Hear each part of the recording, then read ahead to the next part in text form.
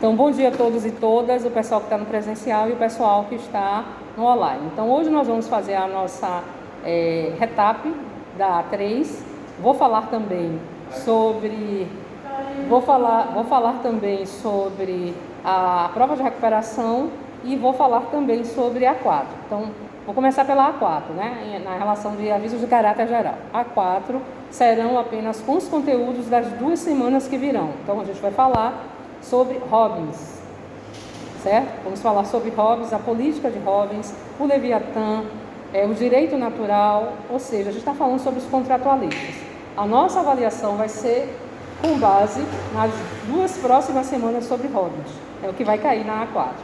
Em relação à AR, que é a prova de recuperação, nós vamos ter a prova de recuperação com todos os conteúdos de filosofia do trimestre. Aí eu devo sinalizar. Como é que eu sei que o aluno está em recuperação? O aluno vai ter que ver as notas das avaliações, A1, A2 e A3, pega as 3, soma, divide por 3. Se a média ficar abaixo de 6, está na recuperação. A recuperação ela vai ser maior, né? Tem lá a quantidade de histórias. Licença, mas as avaliações não têm peso, se eu não tenho a 3 tem um peso maior que as outras. Eu estou doido. Não. O que foi identificado, o que foi dito, é que a A3 ela vai ser uma nota só para toda a disciplina. Então, a de humanas, as 4 disciplinas vão ter uma única nota, certo? Para essa avaliação. Não é isso que eu estou falando, não. Eu estou falando em relação na hora de calcular a média. Eu acho que as avaliações elas têm pesos diferentes. Eu me lembro que quando eles anunciaram esse sistema novo, eles falaram que as avaliações têm peso. E se eu não me engano, a 3 ela tem um peso maior do que a 1 e a 2. Eu acho que a 1 é igual e a 3 tem um peso maior. Olha só.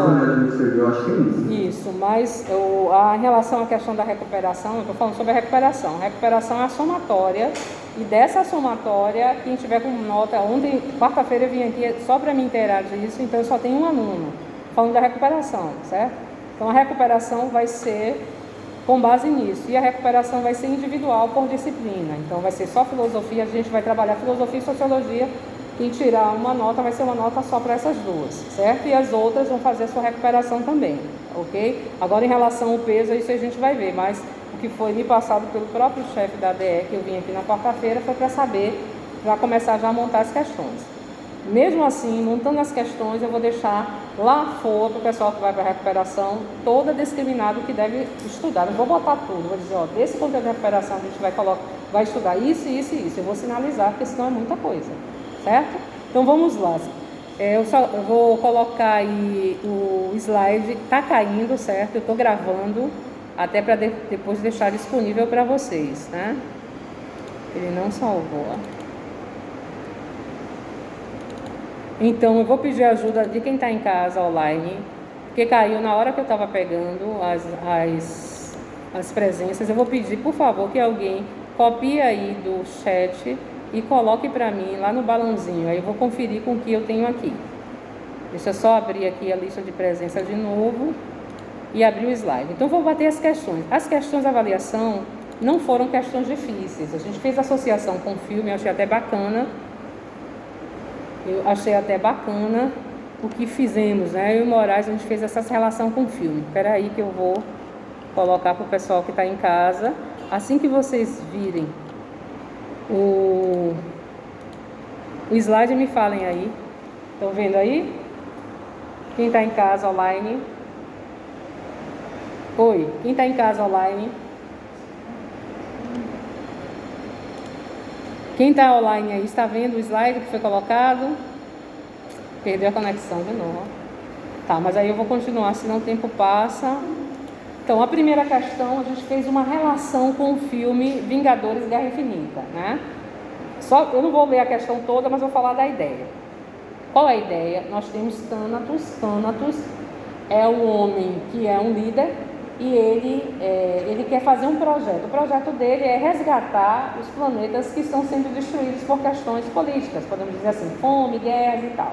Então, ele vai idealizar na cabeça dele criar um sistema ou um equilíbrio entre os planetas. Então, para isso, ele vai se utilizar da ideia que ele tem na cabeça, que é destruir esses planetas. É o que vai acontecer com a Gamora, né? Então lembram que ele vai lá, tem uma cena desses filmes da série Vingadores, que ele vai até o planeta de Gamora e ele está vendo que as pessoas estão morrendo por fome, por isso aí ele vai, destrói todos e pega a Gamora e adota como filha, né?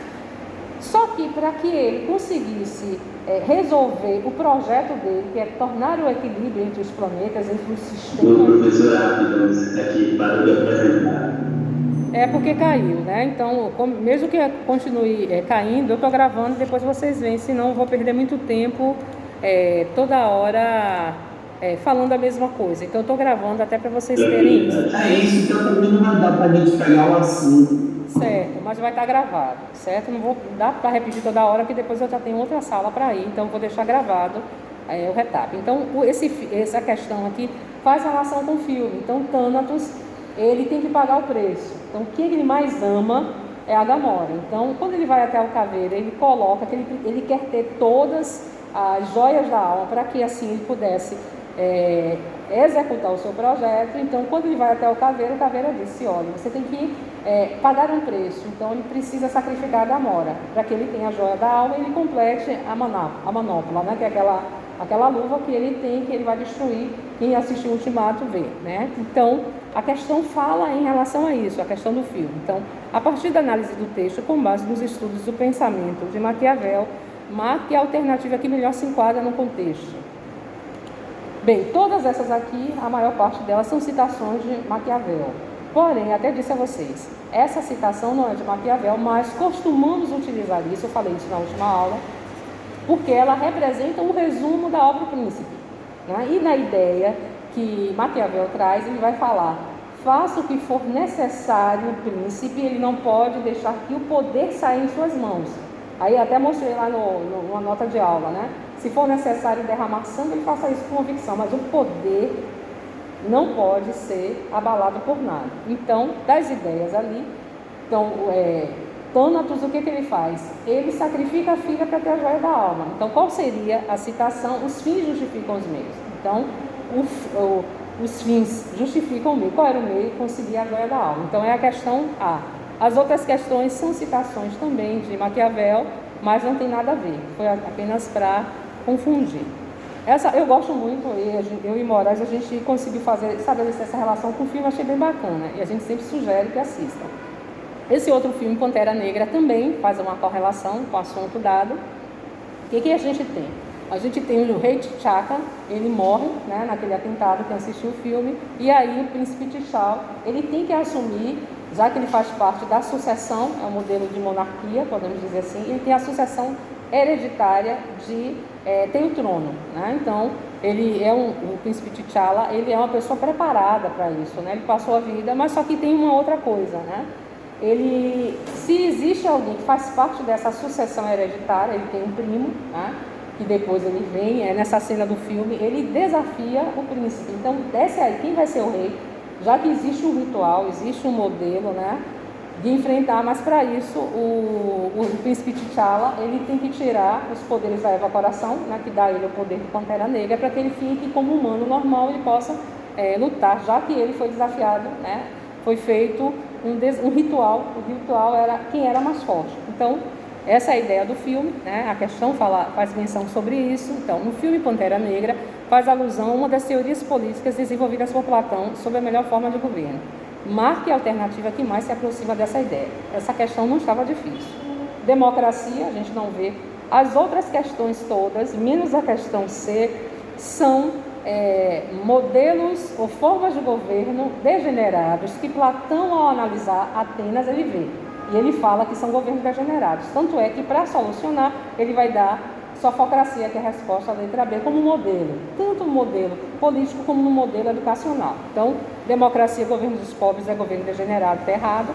Letra C, politeia, o governo dos homens, é trazido por Aristóteles e não por Platão, também está errado. Oligarquia e democracia são os governos degenerados que Platão traz, também estão errados. Então, seria a sofocracia, o governo do rei filósofo. Aí, tanto é que tem a máxima, está lá no slide. Seria bom que os filósofos fossem reis ou que os reis fossem filósofos. Então, a resposta correta foi a letra B. Não estava difícil essa, não.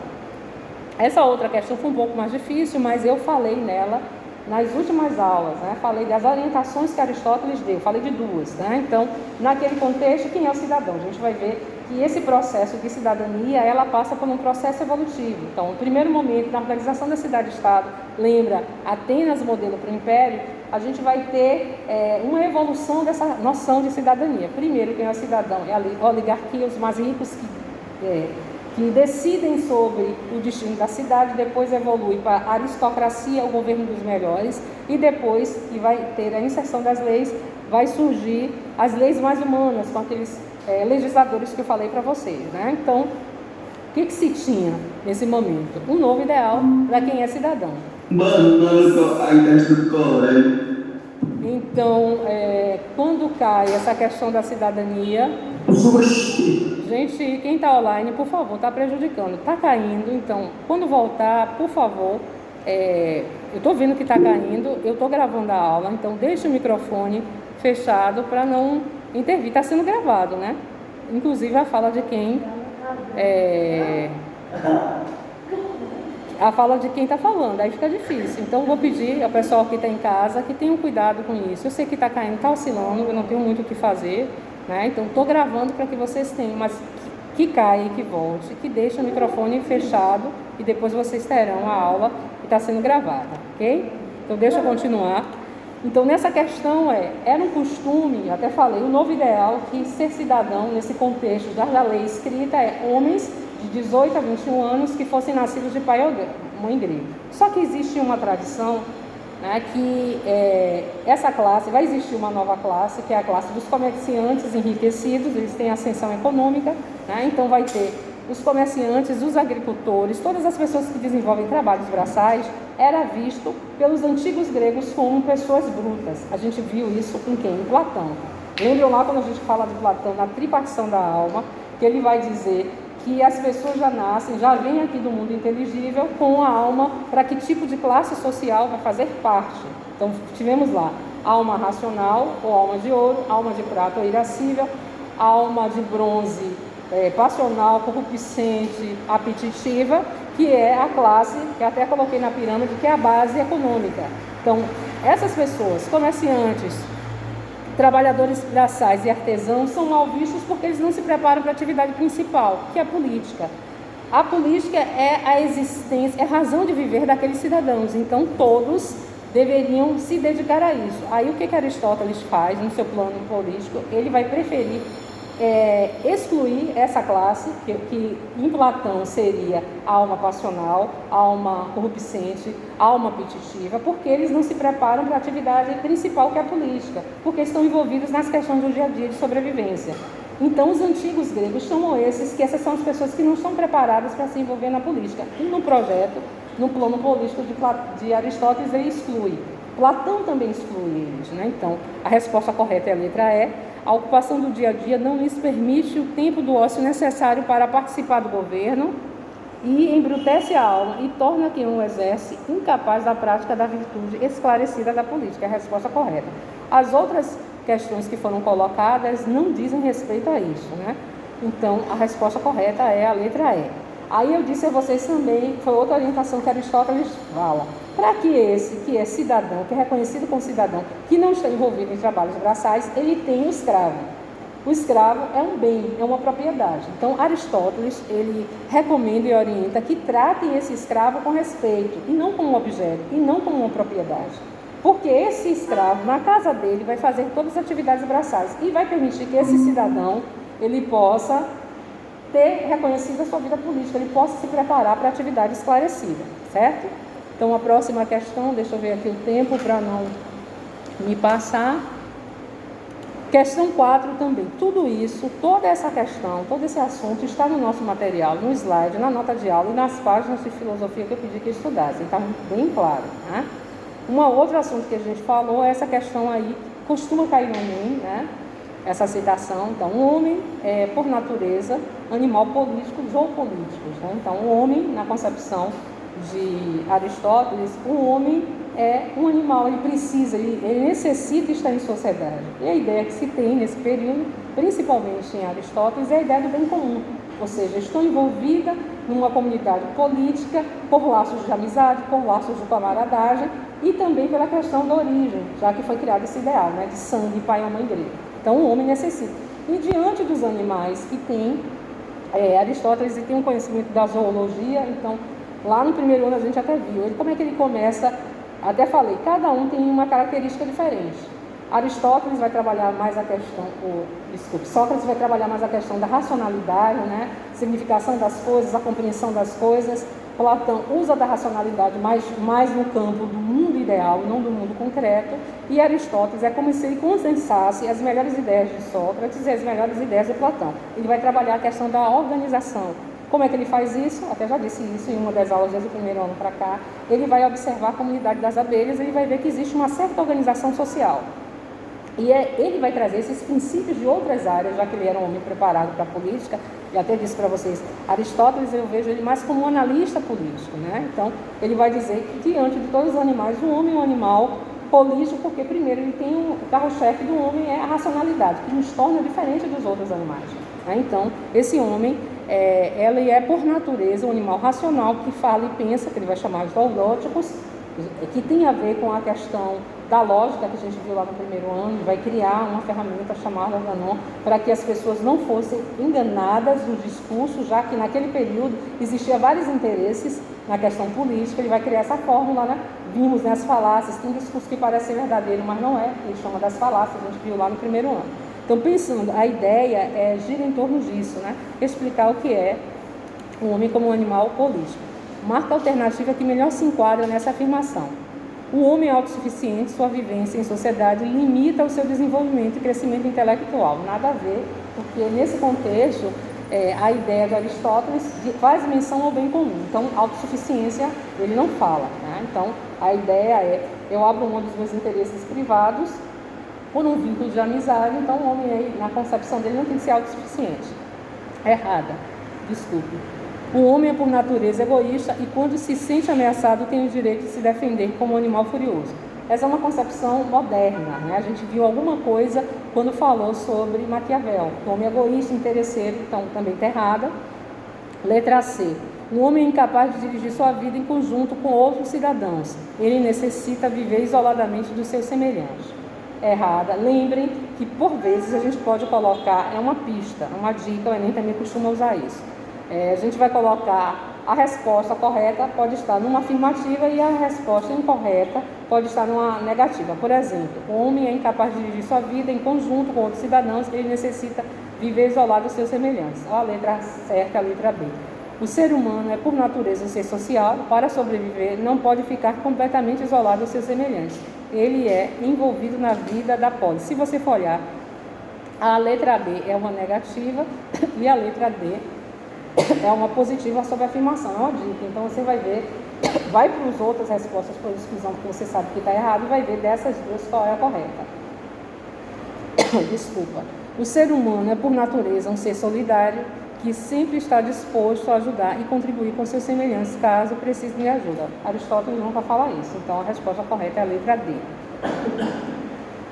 Próxima questão, foi uma questão também fácil, né? Vai falar sobre Platão, vai falar sobre república, né? O que ele pensa com a ideia do bem comum. Então, pedir aqui que vocês marcassem os eventos que vão influenciar Platão na concepção da sua política. Isso aqui ficou repetido, depois eu consegui botar. Então, algumas dessas imagens aí fazem menção a alguns fatos, mas só tivemos 2 fatos que é a resposta correta, que vão influenciar Platão em sua teoria. Então, temos lá a criação da academia, não. A criação da academia é depois. Isso não influencia o projeto político de Platão. Então, a academia ou o liceu eram o quê? Centros como centros universitários, onde havia discussões sobre as questões do platonismo, as ideias, né, que nós já vimos, teoria das formas, teoria das ideias, tripartição da alma, os discursos de Platão, os diálogos de Platão, a discussão em relação à questão do conhecimento. O liceu, na concepção de Aristóteles, Aristóteles cria o liceu, que vai ter basicamente esse mesmo objetivo, que é discutir as questões aristotélicas, e a academia, isso não influencia o pensamento deles. O que vai influenciar, são dois eventos, dois fatos históricos, né, que vão influenciar. Então a resposta certa é a condenação e morte de Sócrates. Né? Sócrates foi condenado, foi acusado de ter corrompido os jovens daquela época, né? E por isso ele morre pelas suas ideias. Então nessa imagem aí tem Aristóteles com seus discípulos, Platão estava ali tentando fazer com que Sócrates mudasse o seu pensamento. Ele não muda o seu pensamento, então ele tem como sentença tomar uma taça de cicuta e ele morre por suas ideias. Né? Então esse fato da condenação e da morte de Sócrates, Platão presenciou. Isso vai influenciar muito na política que ele vai ver de Atenas, na sua teoria política, que é sofocracia. A mentoria de Alexandre o Grande não foi um evento que é de Platão e sim de Aristóteles, né? Ele foi o mentor. E o último, o surgimento da democracia em Atenas. Essa imagem aí tem aqui ao centro Péricles vestido com vestes romanas, também não. Então a resposta certa é a condenação e morte de Sócrates. Ok? Dúvidas aqui? Deixa eu voltar para o grupo. Pessoal do grupo tem alguma dúvida? Eu deixei, se eu parar a gravação, então até a próxima.